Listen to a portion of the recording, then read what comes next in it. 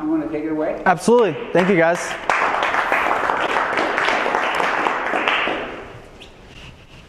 Awesome. Well, I'm glad I got to get to know the room a little bit. And for those of you that don't know me, officially I'm Connor Doobie.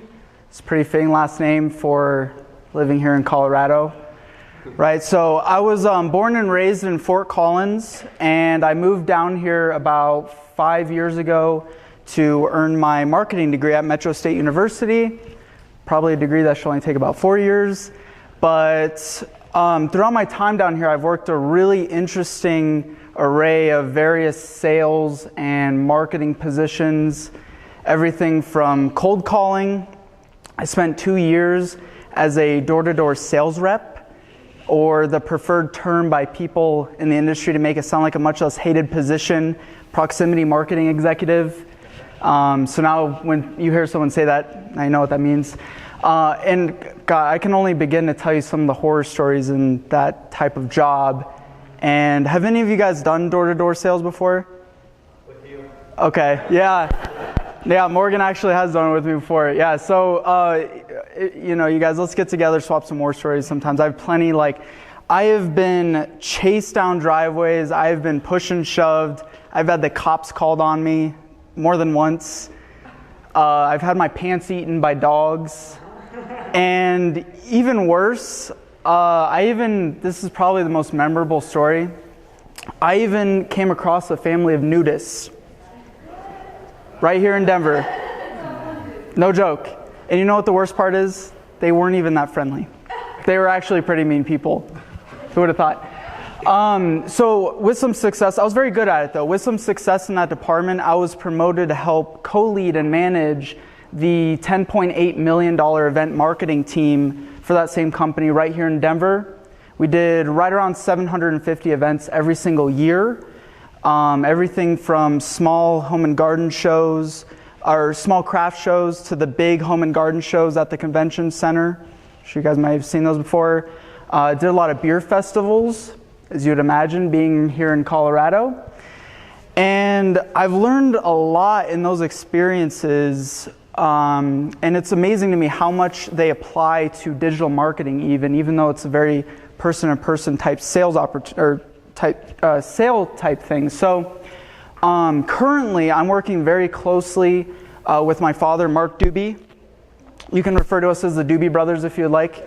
That handsome man, he hates me right now. Handsome man in the corner over there. And I've been helping with the digital marketing strategy for his 16-year content marketing business. About 95% of all the clients that we work with sell products business to business. And I personally feel very romantic about B2B sales and marketing because it's so similar but so different from B2C, and I'm not getting chased by the neighborhood dog anymore, so that's a bonus.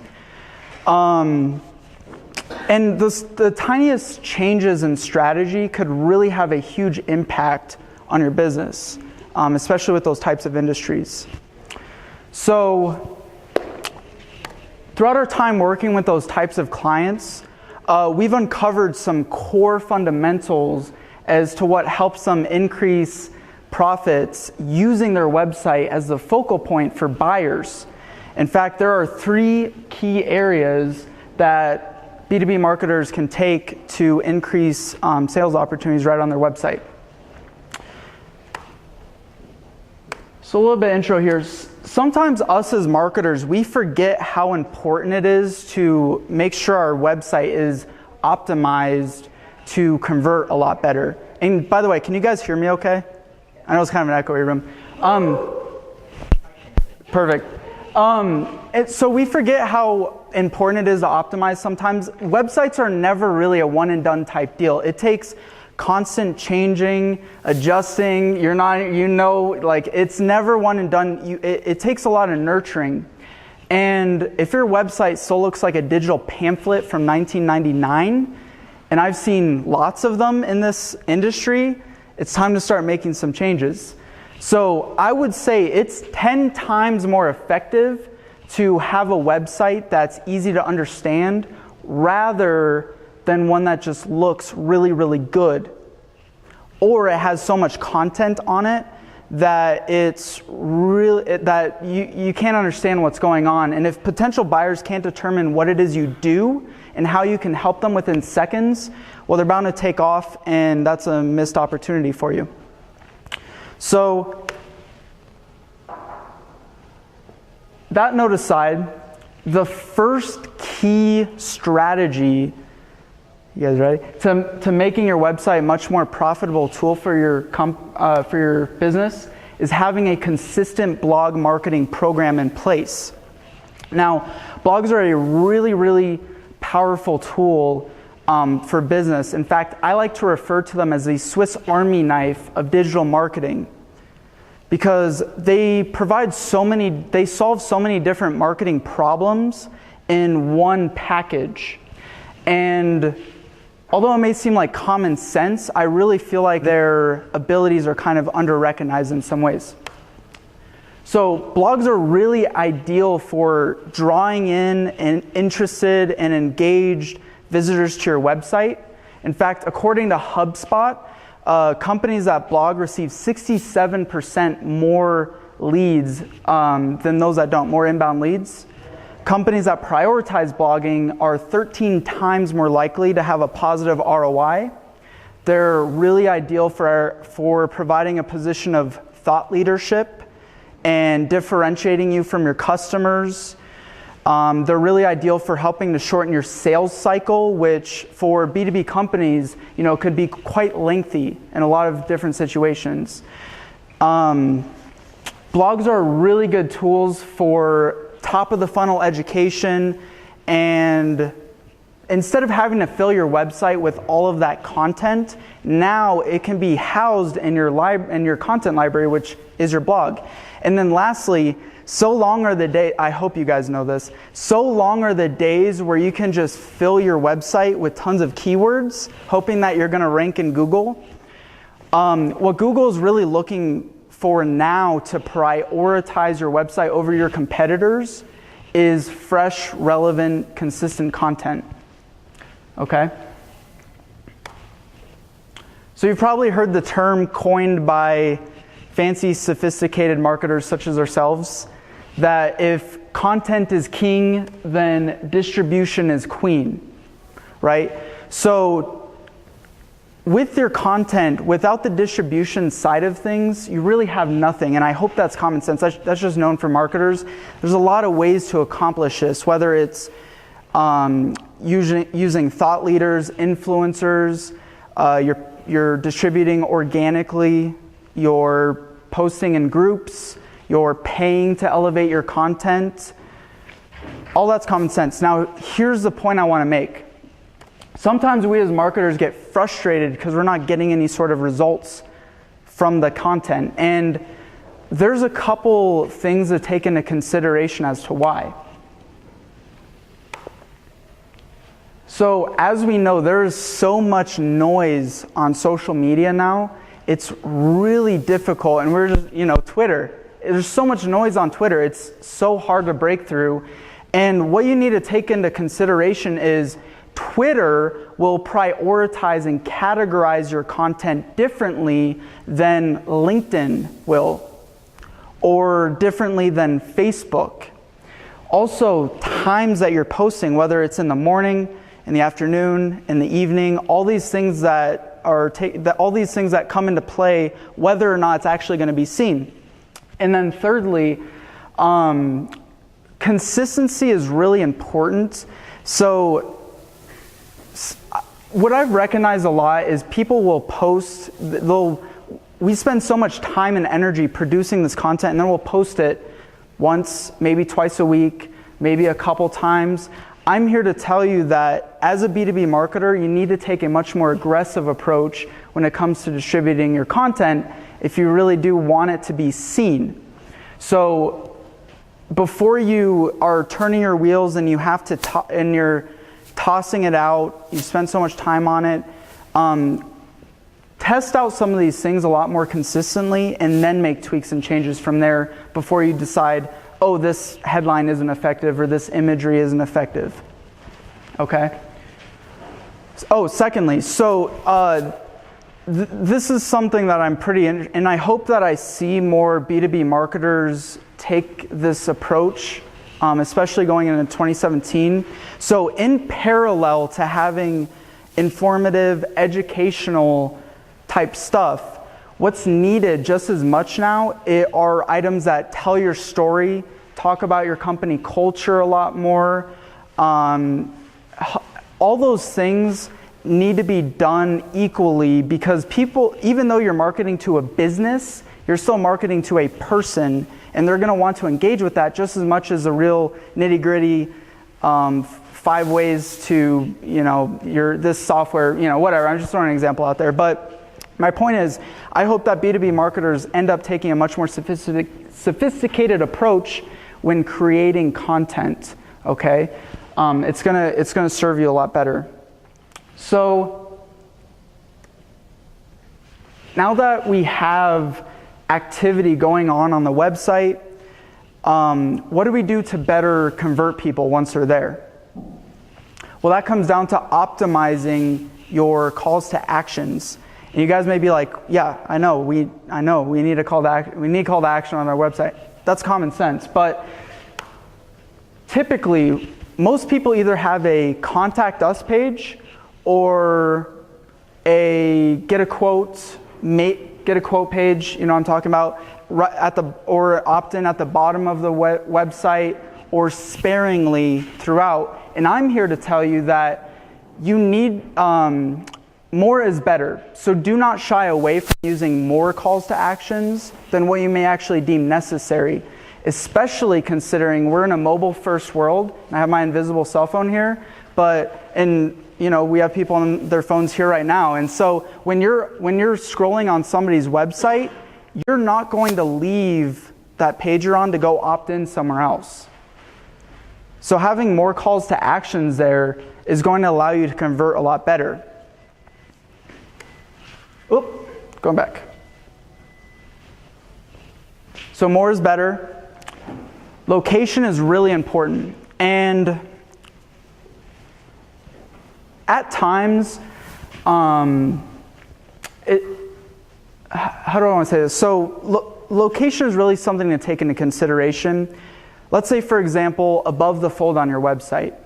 That is prime real estate for calls to actions. And I would say 85 to maybe even more than that % of websites use that space for imagery, or they're using it for their messaging, but calls to actions are surprisingly very effective right there on your homepage. So it's something to take into consideration. We've even tested this on a client before, and we moved their CTA right above the fold on their website. Within a couple weeks, they drastically increased their conversions on that page, resulting in some very large sales opportunities for them. So even if you can tweak it enough to get that additional 1 or 2% increase, that could be a huge game changer for your business. And then lastly, it needs testing. It's the same as a website. It's never a one and done type deal. It's never good enough to just have your website built, have a couple sparing calls to actions in there, and then call it good. Do some testing, because again, that minor change could really have a drastic improvement for your sales opportunities that you're creating, okay? So, that was number 2, optimizing your calls to actions. Are you guys still with me? Awesome.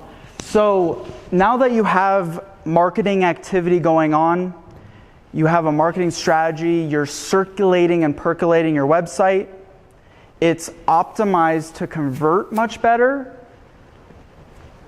What do we do to better understand what's happening on your website and who is on your website?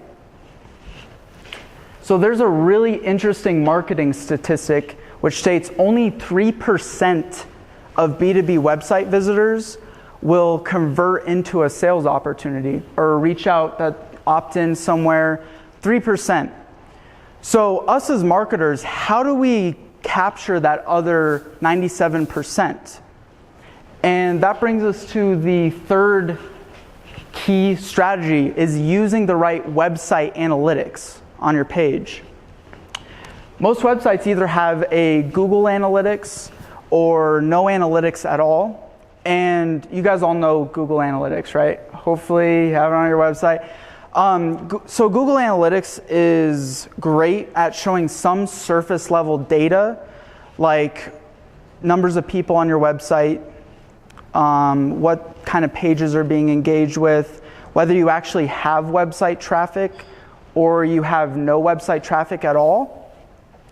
But I'm here to tell you that there are analytics tools which provide much more nutrient-rich and actionable data which you can use for your marketing activities. So, ideally, your analytics software should be telling you items like who is coming to your website, what companies they're with, what their interest level in your products and services are, what initially brought them to your website in the first place, so more effectively determining how effective your marketing activities are, what they're, and then also your conversion rate, so better measuring your conversion rate. There's some really, really good softwares out there that do this at a very reasonable cost, and I definitely have my own recommendations, and we can kind of go into that more in the Q&A section. But as marketers, you can imagine the applications to having this type of information, from what type of audience your website has,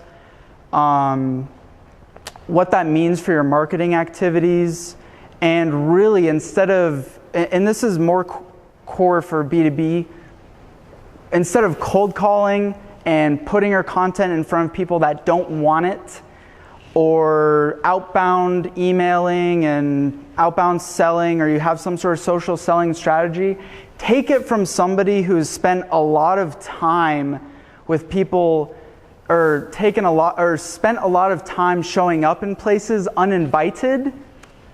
Spend more time with those who spend it on you. And that is really what these softwares allow you to do. So, as promised, those are the three very, and I know they're three very easy steps to increasing profits on your website. There's so much noise out there in the marketing realm, sometimes it's very easy to forget that some of the most basic of strategies can really still have a huge impact on our business. So I really hope that that was of help to you guys, and I'd love to get into the Q&A and answer any questions that you have. Can you hear? Ooh. Handsome in the back. In addition to doing call to action about what other placements have you found to be effective in terms of adding more call to action to the website? Great question. So, did you guys all hear his question? What other locations? So, a lot of the time, let's say for example, blog posts, and a call to action could mean a lot. Depending on your, that could mean either get a quote, consultation, download this resource. But in my time spent with large companies that are selling B2B products and services, you on your marketing content, above the fold, and then also maybe even twice throughout various pages. So it really depends on how your website is structured. But again, going back to mobile first world, you're gonna have to take into consideration, especially going into 2017, over, over 90% of everyone will be looking at your website first on mobile. So making sure that you're doing either at the top or at the bottom. And we've even tested this on like some Facebook ads. It's amazing how much the opt-in change from moving a CTA above the fold to having it in the middle even of the page or even below the page. Because you guys, we're human beings, we're lazy, and we're not gonna go venture out to go opt in somewhere. For like the times we were talking about posting the content, like I've noticed, like, because Instagram is kind of what my big draw is as like a photographer. Yeah, absolutely. Like 3 main times. And I'm sorry, what was your name again? Rick. Rick, okay. The 3 main times I've seen have been like around breakfast time, around 9 a.m., kind of when people are going into the office, around lunchtime, and then usually after 7, after people have got home. Are there any other times you kind of recommend when you kind of talked about that? Well, that's the thing is it depends on your business. It takes testing. I mean, me personally, like distributing content, like I'm on my phone all the time, either posting or just seeing what other people are doing, like trying to learn. So you have to boil it down to what type of business. We're in the B2B, content marketing space. More than likely, we're going to get our core audience after work or very early in the morning. For you, who are you selling? Who are you selling your products? Like, brand content. So I guess a lot of what I do is work with like outdoor lifestyle type clothing brands. That's my main. But then I also do like obviously like portrait and like weddings and things like that. But for me personally, I found that like usually around like lunch, around noon, has been like most effective for me when people are out with friends or just like taking a break at lunch and being able to, like I said, like kind of scroll through the phones that way. Right. I was curious if there was any other like time blocks that you have like found success in posting. Are you mainly using Instagram? Instagram's the main drive. Obviously, it's like a lot of what I do is like content based with like photos. Right. And so I do a little bit with Facebook, but I feel like Facebook is pretty cluttered. And so with Instagram, I found it to be a lot more. And hopefully they're fixing Facebook because Facebook is going to fall into the same trap of Twitter. Is they're going to get too noisy. That's why people don't like to market on Twitter much anymore. People like who are distributing tons of content, like because it gets so noisy and clouded, and same with Facebook. But yeah, you're absolutely right. Instagram is very interesting because have you messed around with stories at all? Yeah. See, that's a great thing about stories now on Instagram is although you may have posted at 9 a.m. or at lunchtime, you can go pop in your stories, say, hey, go check out my latest post. So it depends on your following, and then also hashtags. When you're using hashtags on Instagram, it depends on how much those fill up. Pictures being on Instagram, but sometimes they stick around. Like I've gone and searched on hashtags, and there's content that's been there from like 5 hours ago. Yeah, a lot of what I've noticed with the hashtags is that obviously like you'll use some larger ones that thousands or users will see, and then you'll use a little bit more local ones, and they have that top post now on the hashtags. Whenever you click it, like if you have X amount of likes on it, and then you're automatically kind of stick around there. And they have that popular page as well now with it. But yeah, I think the story, like I said, has been like a great tool to help further engage users with it. But yeah. As far as like timing though, like I said, I've been mainly kind of focusing around the noon and then like the after work times for posting. But I was curious if you had, like I said, any other insights on it. Yeah, again, it really all comes down to who it is you're marketing to, like. And what kind of business you're in. Like me, I'm in my end client is typically like a large IT, technology, telecom companies, and I'm trying to test and see what I can do on Instagram there. So it's been very interesting for myself trying to learn that as well. Yes, sir in the back there. When somebody pulls up your website and they're out there searching for something, how much time does your website have for them to decide whether they're going to stay there or leave? I didn't plant that guy there. Well, it's very interesting. As a millennial, it could take seconds. It really comes down, but you literally have seconds to capture someone's attention. And that was kind of goes back to my point with the calls to actions. And I actually missed this piece when I was talking about CTA, so thank you. Our company, what we use as a CTA is a simple what I need fast form. It's literally just a checklist of the various services that we offer. And there's two reasons why we do that. One, we're literally asking people what it is they're looking for right when they get to our website. And then two, So we're asking them what they're looking for, and then we're telling them what we have at the same time. So they don't have to go investigate and dig through our website. They know right there, it's all right there for them. So it's literally seconds to capture someone's attention. I think on desktop, it's time spent looking at a website is probably actually a lot more. I don't know if you guys would agree with that, than it is on a cell phone. I just know my personal behavior. Like, I'm probably quicker to leave on a cell phone than I would a desktop. Yeah, I'm kind of curious if you have seconds to capture enough attention to warrant a call to action. What are some of what you feel are the best methods to gain credibility in such a short amount of time? I mean, that's $1 million question, really, or multi-million-dollar question. But that could be either using, like my example I just used. It's not super, like it doesn't look pretty, but people know immediately that they're in the right place.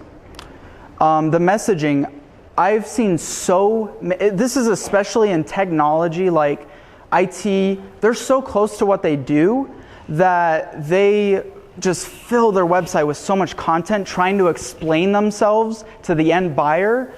One sentence, if that, nice imagery, and I mean, I would say use a call to action right there on the above the fold, because it's just proven very effective for that reason. Yeah. In the back. About 95% of your IT executives and, for that matter, directors, those levels, are not on social media. So what do you do to attract them to your website? Well, about 95% of those people are on social media. They're on LinkedIn, if anything. And so I have a very, very strategic LinkedIn nurturing program, which I use to attract those clients. And we may have to do a whole nother talk about LinkedIn marketing strategy, because that would be pretty interesting too. But I guess my point is a lot of us have their messages turned off too. They're on it, but they've got messaging turned off. Yep. So you never touch it. So the point is how do you get to them when they're not on Snapchat, they're not on LinkedIn, they're on LinkedIn, but they're not paying attention. They're not on Facebook. How do you get them to come to your website? For those folks, sometimes an outbound email strategy has still been working very well for us. But the people that we are selling to, I've had no problem getting engagement from them on LinkedIn, whether they're on immediately when I'm sending out an email. But take this, when you're on LinkedIn and somebody views your profile, you're automatically notified that someone's looking at your profile. I love this about LinkedIn, because this is freaking awesome, because you can literally just brand yourself using LinkedIn that way. So in that aspect, Kurt, it's just a numbers game in a lot of ways. If you can talk to enough of the right people, then you're going to have those opportunities there for you. Capturing those people outside of LinkedIn, it really comes down to figuring out where they're hanging out. If they're, partnering up with technology, maybe they're part of a group that you could partner up with and send out an email. There's a lot of different strategies to that.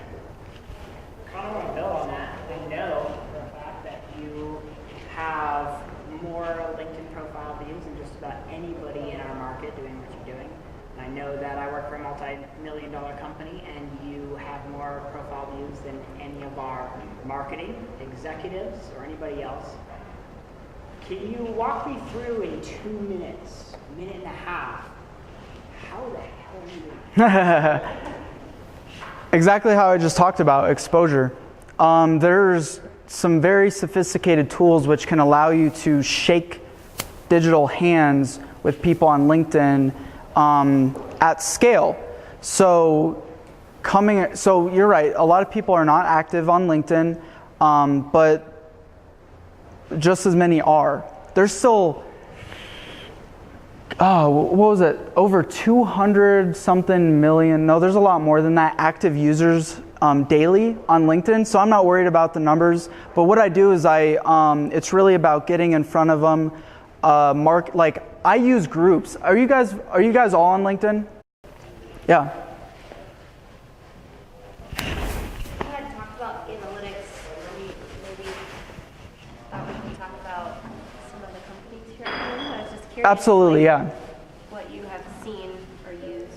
Yeah, and there's a lot out there. There's only two that I would really recommend. One of them is called Convertivisit, and the other one is called Lead Forensics. They both have their pluses and minuses from cost and usability and functionality and also the databases that they collect. Because it's for you guys that don't know what this software that we're talking about is matching IP addresses to companies. And then also the database pulls all the company information, their social media, and even individuals within that company. You said Lead Forensics, Convertivisit. Yeah, those are the two that I would. Do you use that in conjunction with something like HubSpot or? You know, we used HubSpot for a while. We were actually HubSpot partners for about a year. Way better than HubSpot. HubSpot doesn't provide near as much data as the ones that I'm talking about. And they can give you a lot more actionable type stuff. I don't know how your sales process works. If you have sales reps who are doing outbound and you're doing a little bit of inbound marketing, but either way, it works very well in synergy together to have all that information there. Do they give you the same tools like HubSpot, like blogging and forms and call to action? No, it's just the identification side of it. Yeah, just the analytics. So just identifying what's happening on your website. They integrate very well with CRMs. So if you're using like Salesforce or whatever, they have a various list of. Are you using Salesforce? Oh, okay. Yeah. We have a proprietary software that we built for our ERP, so it's difficult to get things to Yeah. work with it. Yeah, and you can also very easily export that data to a nice CSV file. Yep. Yeah. Kind of to go back on when you're talking about like profiles, Yeah. like LinkedIn. Are you on Snapchat, by the way? Yes, I am. Perfect. Like a lot of like, I know social media have like different algorithms for being seen with like Yeah. posts. And, like, sometimes you'll have a post that'll be immediate, but it'll still be down your feed, etc. I know with like Instagram currently, it's like if you get a comment that's like more than 4 words, it like builds up your post and you get seen more with it. Mm-hmm. It's kind of like what's kind of currently going on with Instagram. I don't know if you had any insight on like how to like follow different trends with like algorithms, like with those different social media. That's very interesting. I wasn't aware that Instagram had that algorithm that based on long comments, they were ranked better. Mm-hmm. But in investigating some users that have very large followers, a lot of them, I've noticed they post their hashtags in the comment section instead of the actual post itself. So I wonder if that really has anything. And I've kind of tested the both. I haven't like done that enough consistently. Yeah, I think that's more for looks with like the posting in the comments versus like inside your actual like caption that you have with it. But yeah, I was just curious 'cause I know like there's like Facebook groups that where there'll be 15 users, they'll all be in this group, and whenever they post, you'll then send whatever post you just had to the group in like a DM and saying, hey, I just posted this, and then everybody will go comment on it. Yeah. To help increase the drive to your site there. Yeah, absolutely. So I was just curious if you knew of any other like algorithms or any other kind of tricks with the social media. Yeah, no, that's very interesting, and there's a lot of different hacks that I'm sure you can do with every social platform. It'd be very difficult to know every single hack for each platform, and I'm sure if it was that widely known, more people would be doing it, especially on Facebook. Because I'm starting to notice even more, Facebook's turning into Twitter even a little bit. Like it's getting pretty noisy out there, and I think Sorry, go ahead. She says it's awful.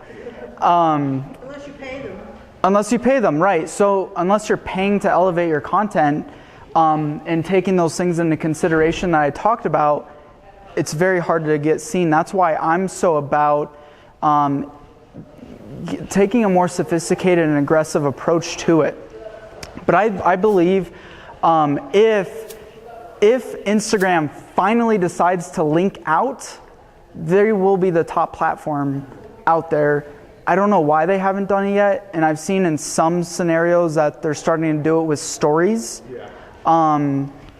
That's a very interesting thought. Facebook owns Instagram. Exactly, right. So they're like, oh, we don't want Instagram to turn into what we've become, so Exactly. why don't we just hold off until we need to make more money? Yep. And the other thing I'm still unsure of about Instagram stories, and again, I don't know how much the group has spent time on Instagram, but it's different than Snapchat because you have to scroll to find other people. You'd think they would stack the stories so that you would be more apt to go look at them, but you have to kind of go like scroll to find who it is you want to engage with. Yeah. So I'm hoping that they'll fix that. I'm hoping that they'll link out eventually. I know they just like added like a comment section under like if you were to get a comment, you can like the comment like you can on Facebook currently, and then like Yeah, I haven't seen that. like currently. So it's, This is within like if I were yeah, to. so if you're like, wow, awesome photo, and then you can like that comment, and then put like, wow, thank you, like underneath it. Yeah.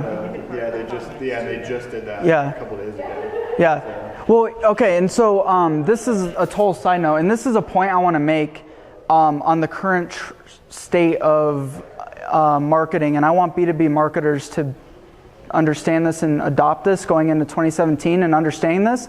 If you are paying attention, email is, unless you're doing account-based marketing, email is on the decline. You can no longer achieve a 70% and above click-through rate like you could in the early 2000s.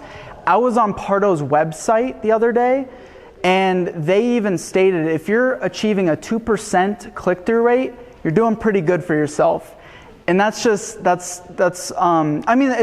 its uses. I'm not poo-pooing email whatsoever, but social media today is now what email was back in the early 2000s. So an opt-in to your email list is now a follow or a connection or a like on social media, and you must treat it and nurture that just the same as you would your email list. It's the same thing now. Go ahead. Kind of when you get, speaking on opt-ins, do you have any experience kind of dealing with like Canada's laws there? Any of the What? Canada's laws? Oh, Canada's laws? Specifically with opt-ins and other countries as well. So I mean, when you start to try and take, a company internationally, so Canada, for instance, you have to opt in like 3 times. I have to put in my email address. I have to say, yes, I want to receive your email. Right. And I check a box and say, I definitely want to receive your email. Right. And I'm kind of curious if you have heard stuff about that and maybe how to market, because I want to attract audiences that are international, but I also don't want to turn off with my process or sort of platform people that don't. You're saying for somebody to give you, if I understand you correctly, you're saying for someone to give you their email address and their important information, they have to go, in other countries, go through more multi-steps. So take into consideration what I just said about social media.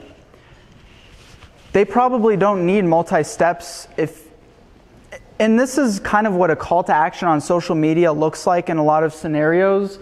You kind of see on the side like us on Facebook or follow us on or join us on LinkedIn or Why not